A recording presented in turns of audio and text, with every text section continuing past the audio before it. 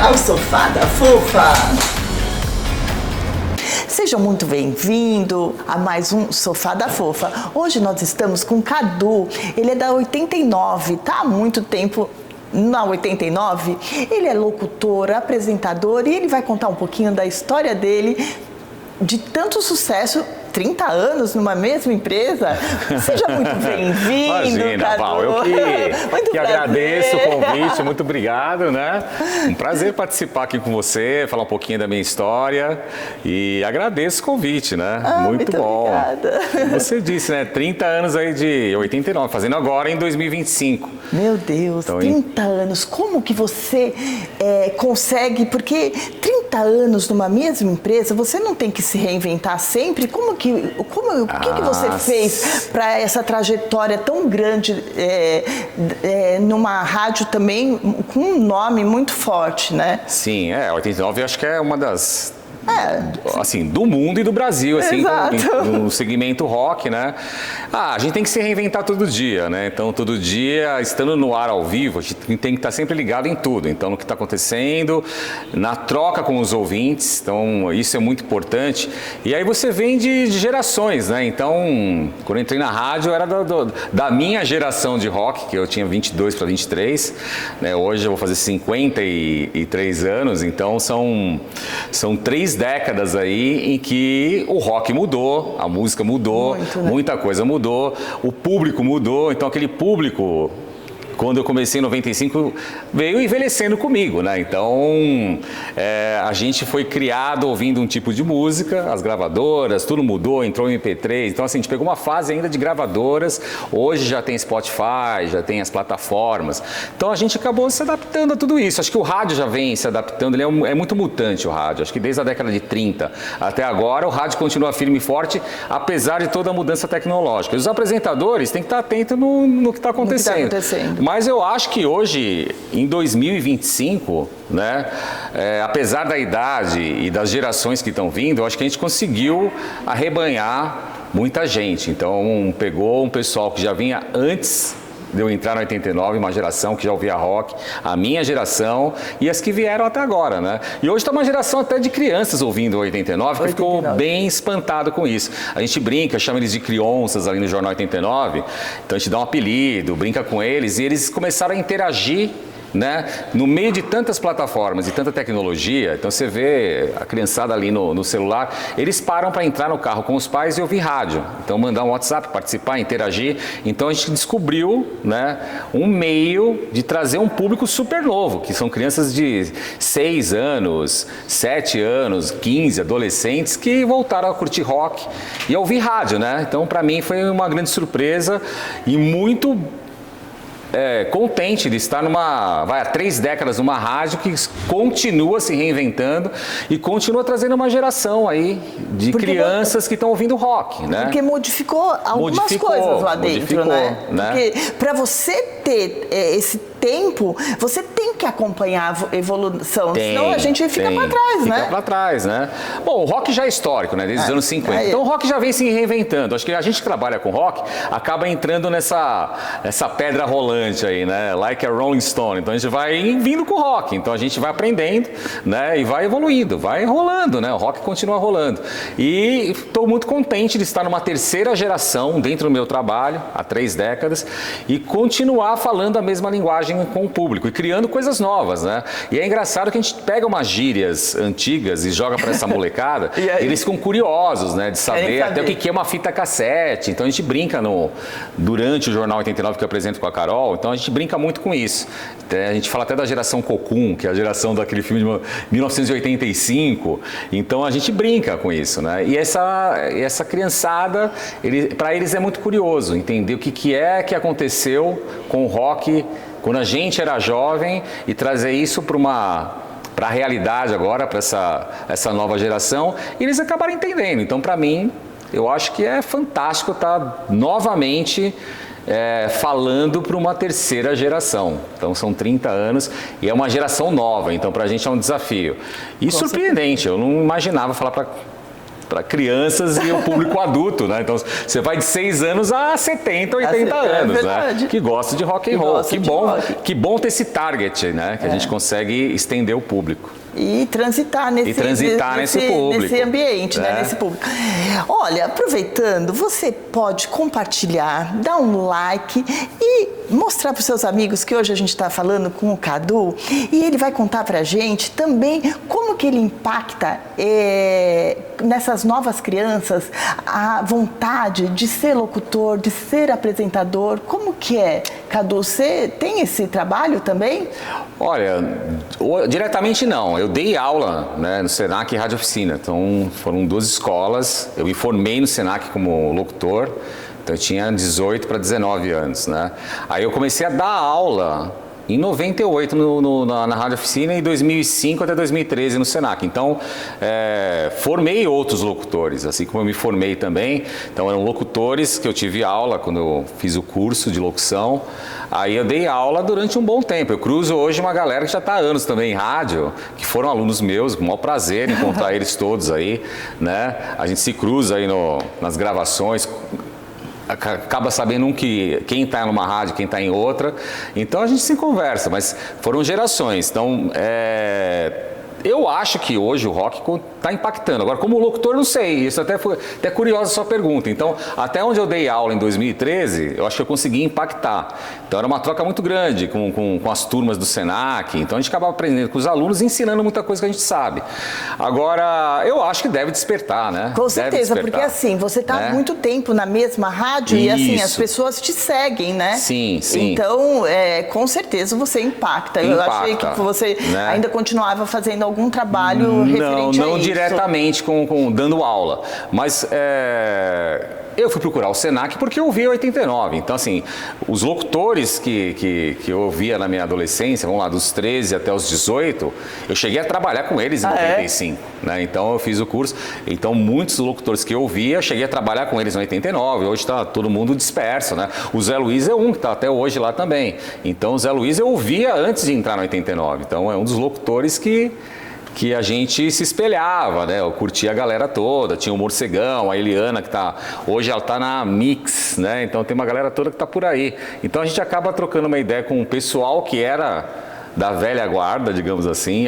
Hoje eu já sou da velha guarda também, né, de locutores, e estão vindo novos. Mas eu acho que impactou. Só de ouvir rádio e entender como que funciona, para mim despertou muito. Então eu ouvia a rádio, eu falava, quero ser um locutor. E trabalhar com rock, sempre foi... eu gostava de rock e gostava de locução, gostava de rádio. Então eu consegui unir os dois, então foi um grande sonho, né? 89 foi uma busca e consegui em 95. Então o meu ideal de projeto era esse, era trabalhar com música, com rock, dentro de uma rádio de rock, que no caso era 89. Então foi uma busca para esse objetivo aí, né? Uma paixão. Foi uma paixão. Eu acho que, assim, a criançada que fala hoje no WhatsApp, e hoje eles têm o YouTube, os canais, eu acho que hoje é até mais fácil, né? Cria uma desenvoltura, né, nessa nova geração. Então eles já estão acostumados a falar no YouTube, a falar para câmeras, a trocar uma ideia com o público deles nas redes deles, né?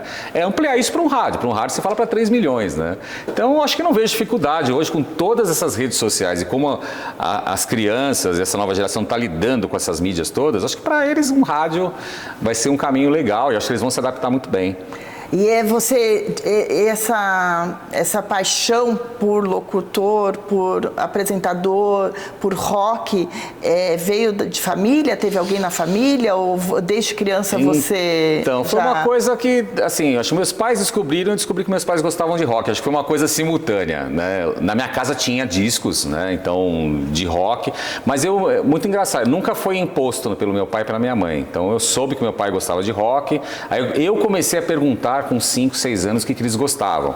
Mas eu já com 5 ou 6 anos, foi muito engraçado. Nunca gostei de disco infantil, por exemplo, de música de programas infantis. Então eu já queria discos de rock com 5 anos. Eu lembro que eu ganhei uma guitarrinha de plástico, daquelas que vendiam no mercado. Então eu já queria.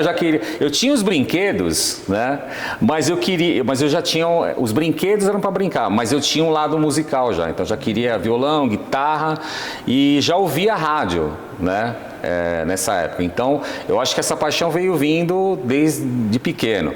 E o meu primeiro disco eu queria um disco de rock, foi um que eu vi do Bill Haley da Som Livre, eu tenho até hoje esse disco. Eu tinha 5 anos para 6. Aí meu pai que se espantou, falou, mas você quer um disco do Bill Haley, que tinha a música Rock Around the Clock, né? Que é de 55. Eu nem lembro de onde eu ouvi essa música.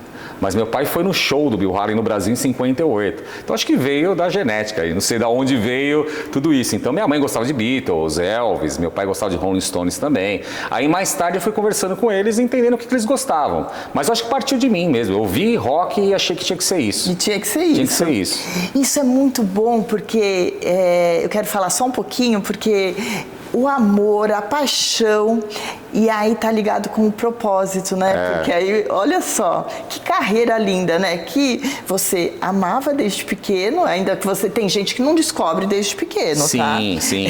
Você descobriu desde pequeno, era apaixonado por isso e aconteceu na sua vida. E aconteceu, né? Então foi... sobre isso, é muito, muito bacana isso.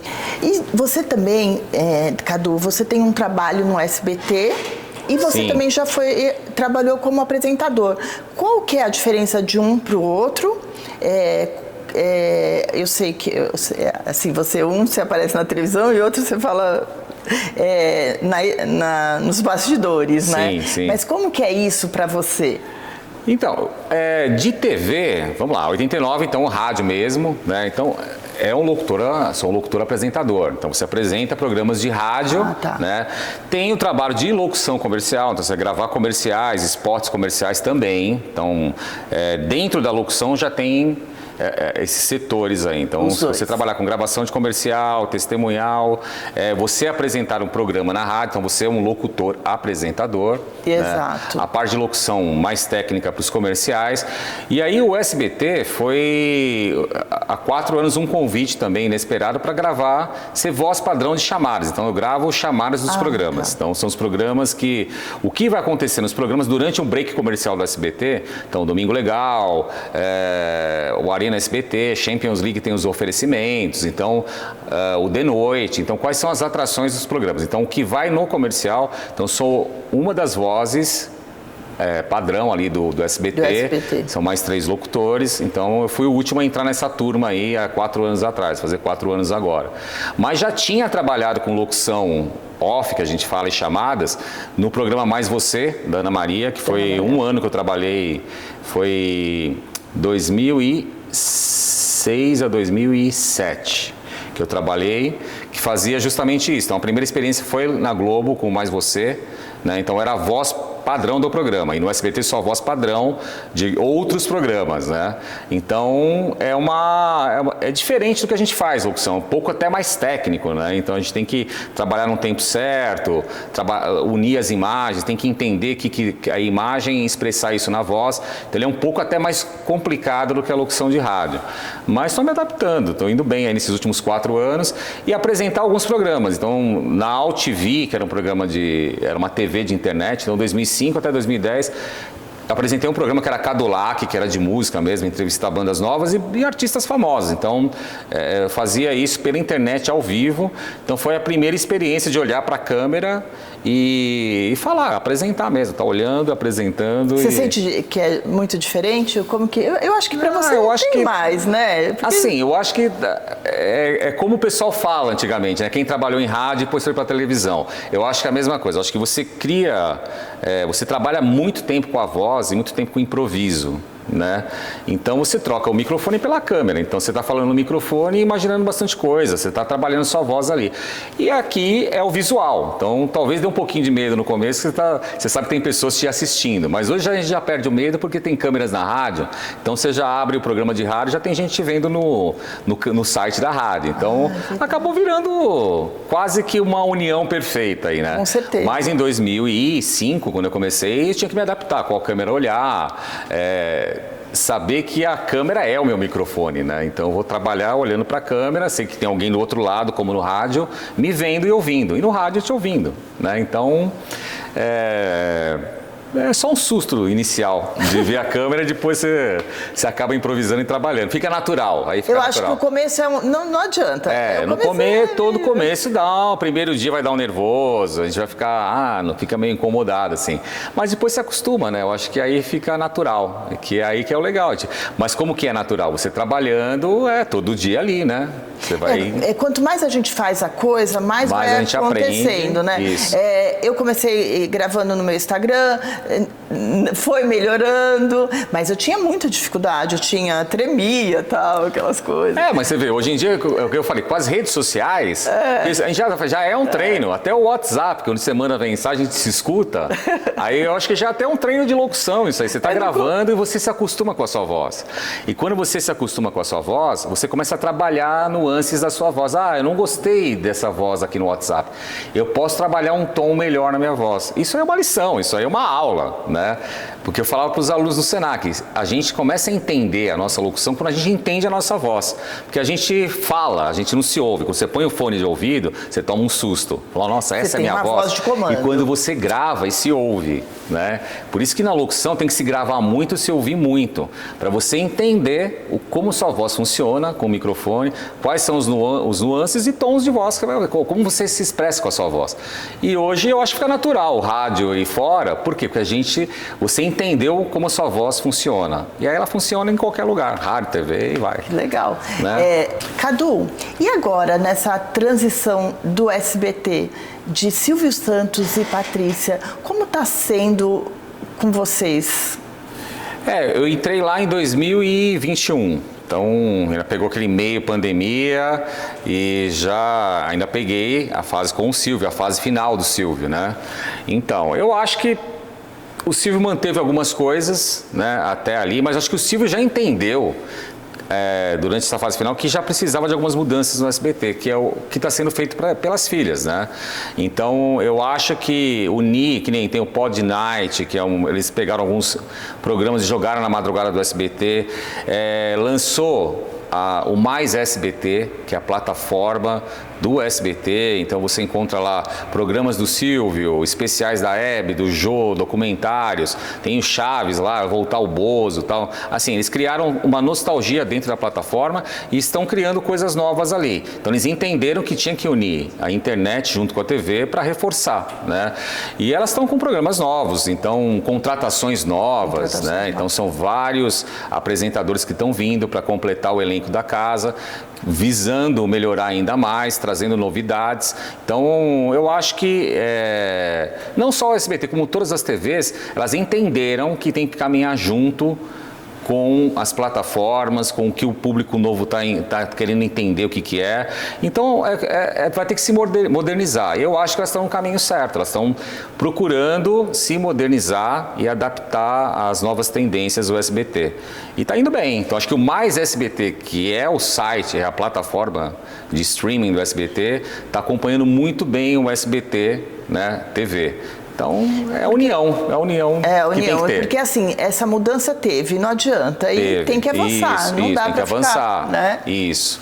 Então, acho que estão avançando bem, eu estou bem contente lá, né? E foram mudanças, eu acho que expressivas do SBT, eu acho que a tendência 2025, 2026... colher os frutos dessa mudança. Então, acho que elas estão trabalhando bem isso daí. Esse é um ano de mudança mesmo. Eu acho que ano que vem vai estar firme e forte aí colhendo todas essas novidades aí e firmando.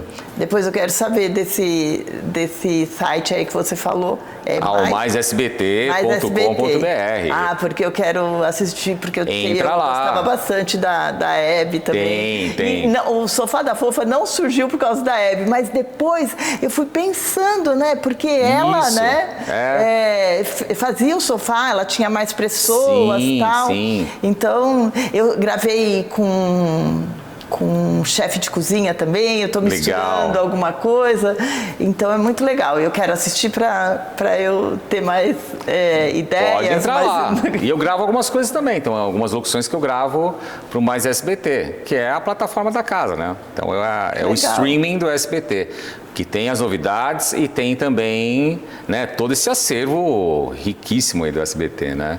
Então, vários apresentadores estiveram lá. Então, eles souberam fazer uma curadoria muito legal e colocar no site isso tudo. Que legal, Cadu. Sabe o que eu quero saber? Eu percebi que você gosta de cantar também. São nas horas vagas. Como que é esse seu lado? Não, acho que não. Cantar de brincadeira, né? Mas não, mas não é um momento que te relaxa, um momento que você traz algo bom. Como que é? Então, como que é suas horas vagas? O que você, para introduzir e carregar esses 30 anos de casa? Então, porque eu acho que isso, assim, eu trabalhei 20 anos no ramo de automóvel. Agora, eu modifiquei, eu reinventei. Tá. Então, eu acho que a gente reinventei em outra área, nada a ver, entendeu? Porque eu trabalhava muito, cansada, tal, e eu queria mudar o ramo. O ramo de automóvel é muito... tem bastante homens, né, machista, tal, e eu trabalhei 20 anos lá, e é um ramo bem dinâmico, é um ramo que você tem que se reinventar, não todo mês, porque meu chefe falava que a gente escrevia nosso passado na areia e todo mês vinha a onda e levava e a gente tinha que fazer tudo de novo. Isso. Então, assim, era um ramo que eu gostava bastante, eu tinha na minha veia, só que quando eu saí, eu percebi que foi muito bom para mim, entendeu? Como mulher. Tá. Né? Que eu acho que eu comecei a olhar mais, entendeu? Agora, como que é suas horas vagas? O que você faz? Olha, tá difícil achar a hora vaga. Acho que tá mais no as horas vagas são trabalhando em outros projetos. Mas, assim, agora tem que maneirar um pouquinho. Então, vamos lá. Academia, tento colocar academia, horas de lazer. Então, eu tenho que colocar o lazer e o esporte, porque aí é uma questão de saúde também. Né? Como você disse, não dá para ficar só focando no trabalho. Mas tem meu trabalho no 89, tem meu trabalho no SBT. Né, de cantar foi um sonho de adolescência, né? Acho que nessa época aí, antes de 89, tinha vontade de fazer banda, tocar guitarra, cantar e compor algumas coisas. Até tem umas composições, mas ficaram pra lá, né?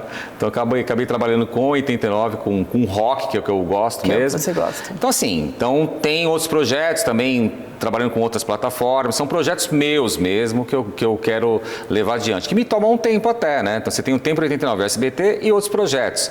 E aí no meio disso tudo tem que colocar o lazer, tem que colocar um pouquinho de diversão pra gente viver um pouco, né? Senão fica muito trabalho 24 horas. Sim. Mas gosto de ir no cinema, teatro, passear no parque, viajar, preciso viajar mais. Eu acho que acabei não viajando muito, porque às vezes tem eventos e baladas de final de semana, então acabei me dedicando a esses eventos de rádio no final de semana. Mas tenho que entender que preciso de férias. Então, esse ano, vou tentar unir as férias da 89 com o SBT e descansar aí uns 10, 15 dias e poder viajar e descansar um pouco, que eu acho que é o que falta agora aí. Essa parte de lazer e esporte e cuidar um pouquinho mais desses setores aí, né? Não só trabalho. A gente tem que olhar para esse lado. Mas ouvir uma boa música, né? Gosto também. Na hora que eu paro, eu tenho minha playlist ali que eu fico ouvindo, eu gosto das minhas músicas. Vinil, tenho minha vitrola, eu gosto de ouvir os vinis que eu tenho ainda, que eu guardei, que são raridades, CDs. Então, assim, acho legal. Então, são os momentos que eu curto, né? E pronto, né? E namorar também, e é isso aí, claro, né? Então é isso aí. Então tem que curtir a vida, né? Com certeza. Nessa sua trajetória, Cadu, de 30 anos, você deve ter visto muita coisa e deve ter um legado aí de impactar em alguma banda, em alguma coisa. Como que foi? Você tem alguma história para contar pra gente? Olha, inusitada aí? Vou te falar que tenho várias histórias. Estou pensando seriamente em escrever um livro aí sobre essas histórias e bastidores, né, de rádio. Então a gente acaba vivenciando muita coisa, né? Então, de legado e na memória, né, tenho bastante recordações aí nesses últimos 30 anos. Mas de shows, assim, shows nacionais, internacionais, os nacionais praticamente todos, né? Mas participar da história das bandas, do começo de cada banda, que hoje em dia está aí. Então, o primeiro dia que a rádio lançou, vamos lá, Mamonas Assassinas, por exemplo, entendeu? Então, eu lembro que a gente se espantou mesmo, os locutores. Nossa, que som é esse, diferente e tal, né?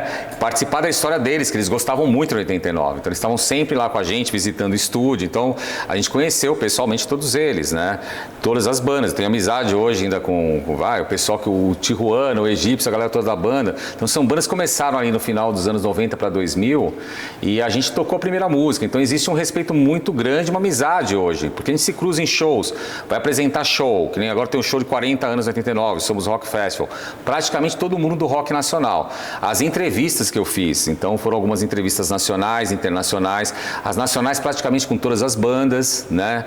Então você acaba descobrindo algo a mais ali das bandas, um bate-papo. Então foi muito legal, mas eu acho que de ver a banda, acompanhar a escalada de sucesso das bandas foi muito legal. Você anunciar a primeira música, vamos lá, o Charlie Brown, o Couro Vai Comer. Olha. Aí você veio analisando uma sequência, né, de sucessos das bandas e tocando e discotecando. Então a gente tinha isso. Então eu ia discotecar, essa música, que legal, o Tropa de Elite, que legal, o Couro Vai Comer, que legal essa música aqui. Então até hoje a gente toca.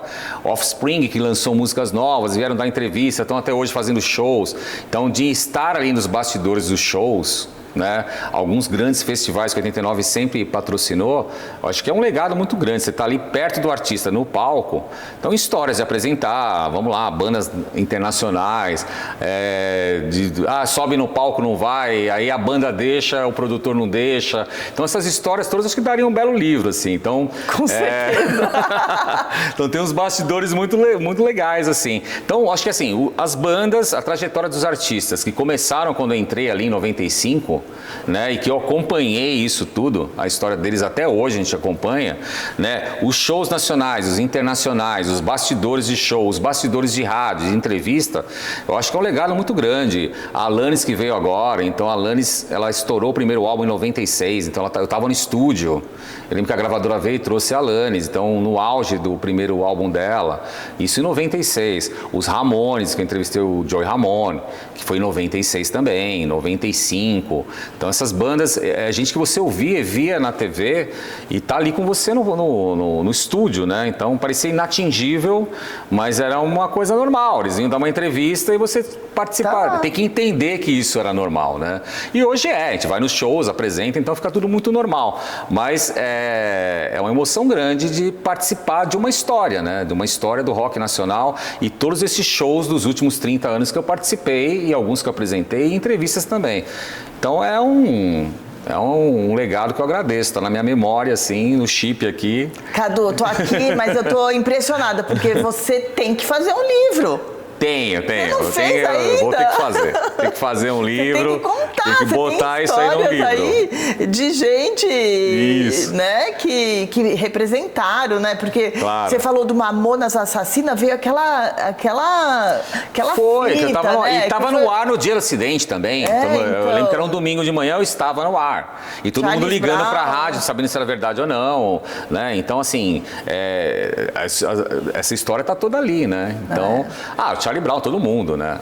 Rapa, Raimundos. Então hoje boa parte do rock nacional viraram até amigos. Você vai em show, já te conhecem e tal, vão apresentar, vamos embora. Capital Inicial, então tem todo mundo. Tem bastante. Né? O Ira também, também, né? Todos eles. Então, o Edgar Escandurra é brother, assim. Então viraram brothers. Quando você chega no palco para apresentar, eles já sabem quem é você, já sabem quem é a banda, então tá em casa, né? Então hoje o rock nacional tá em casa e algumas bandas internacionais também. Então, muito legal. Isso aí eu agradeço imensamente, sei lá, Deus e o universo por ter vivenciado isso tudo e continuo vivenciando aí, né? Com certeza, né? Continuo vivenciando. Tá vindo coisas novas aí, tá vindo coisas novas, se inovando. Com certeza. Que é o ciclo da vida, são novas né? gerações aí que estão vindo de rock e a gente vai aprendendo com eles também. Com certeza. Que legal. Sempre aprende, né? Sempre aprende. Nossa, Cadu, olha, eu fiquei tão feliz de você participar do meu Imagina, eu que agradeço. Eu achei, assim, a entrevista maravilhosa, porque uma experiência tão tão grande, tão vasta aí nesse mundo, que é um mundo que eu tô querendo me inserir, né? Então eu achei que é muito importante para mim. Imagina, eu quero agradecer muito de você ter participado. Fiquei muito feliz de participar com você, adorei. Pode me convidar que eu venho aí. A gente bater papo sempre, tá bom? Muito obrigada. Imagina, obrigado, muito obrigada. Viu? Cadu, você pode deixar uma mensagem para os novos locutores, apresentadores que estão começando agora? Sim, eu acho que... Bom, primeiro, vai ter que ouvir muito rádio, né? Para entender como que é o universo de rádio. Mas eu acho que o locutor já automaticamente já sabe o que é. Já está inserindo e ouvindo. E é claro que... As coisas eu acho que acontecem quando você, primeiro, se você desencana um pouco, às vezes fica tanto tempo atrás e persistindo, mas na hora que você relaxa e deixa a coisa acontecer, deixa o universo agir, eu acho que as coisas vão chegando, né? Então, lógico, a dedicação sempre, né? Tem que estudar, se dedicar, correr atrás, mas nem tanto, porque eu acho que quando é seu, a coisa vai chegar ali de alguma maneira. Mas para aquela coisa ser sua, você tem que dar o primeiro passo. Às vezes a gente está a um passo daquilo acontecer e às vezes larga, né? Então você vê muita gente, olha, eu tentei, mas você foi até onde? Mas às vezes o tempo daqui é diferente do tempo lá de cima, né? Muito engraçado. Eu acho que é muito o tempo que você imaginou e o tempo que você está executando aqui. E às vezes está na cara o negócio. Então eu acho que para mim foi muito isso de ter um sonho de 13 anos trabalhar numa rádio que era 89, mas eu fui trabalhar lá quase 10 anos depois. Então eu tive um tempo para desistir. Né? Ou falar, não vou querer ser mais locutor, nem nada. Então, esse tempo de 13, para você chegar até os 18, que é onde você faz um curso, que a voz está formada, e esperar até chegar uma rádio, então eu comecei a trabalhar numa rádio que era AM, era uma rádio que era diferente do que eu queria, então, mas aquilo foi uma lição, você vai aprendendo com outras lições, até a hora que chegar o seu prêmio, que é a hora que você está preparado para aquilo, e é a hora que você vai... chegou para você o que você esperava, entendeu? Então acho que é isso, a gente trabalhar, ter um projeto de vida, pensar nisso aí, qual é a sua meta, né? Não encanar muito, porque ela vai chegar se você se dedicar. Então é isso, acho que trabalhem, né? Corram atrás dos seus sonhos, seus objetivos e deixa que vai acontecer. Gente, eu tenho que falar. Que mensagem linda! Persistência. Olha só, eu nunca tinha pescado e eu fui para o Rio Araguaia e fui lá. No primeiro dia de quando eu fui pescar, eu fui meio assim, eu falei assim, toda cheia de frescura, tal, pá. E para pescar não dá para ter frescura, né? E você tem que se dedicar e você tem que persistir. E aí no dia seguinte, aí à noite a gente teve uma palestra e a pessoa falou assim, olha, não faz nada meia boca. Verdade. Se entrega. Se entrega. Se entrega, porque se você entregar, vai acontecer. E aí, no dia seguinte, eu acordei diferente, porque a gente tem que se vigiar toda hora, né? A gente tem que vigiar toda hora.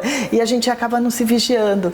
E no outro dia, eu falei assim, me dá aqui, peguei o negócio, passei o peixe. E aí? E pesquei quase 15 peixes. Então, eu parei de tirar foto porque não parava de pescar. Você foi lá porque você resolveu dar esse passo. É isso que eu falo. Às vezes a gente desiste e tá na cara o negócio. Tá na cara. Muita gente, eu acho que desiste porque não esperou esse último passo. Que eu acho que talvez seja o nosso teste final, né? Você veio. E aí, vai desistir agora? Ou você vai dar mais um passo? E às vezes você dá, é onde acontece. Onde acontece. Que mensagem linda. Imagina, obrigado. Muito obrigada. Eu que agradeço. Muito obrigada. Prazer participar com você. Né, Val? Obrigado. Pessoal, segue aí, compartilhe com seus amigos, dá um like, a Fofa agradece.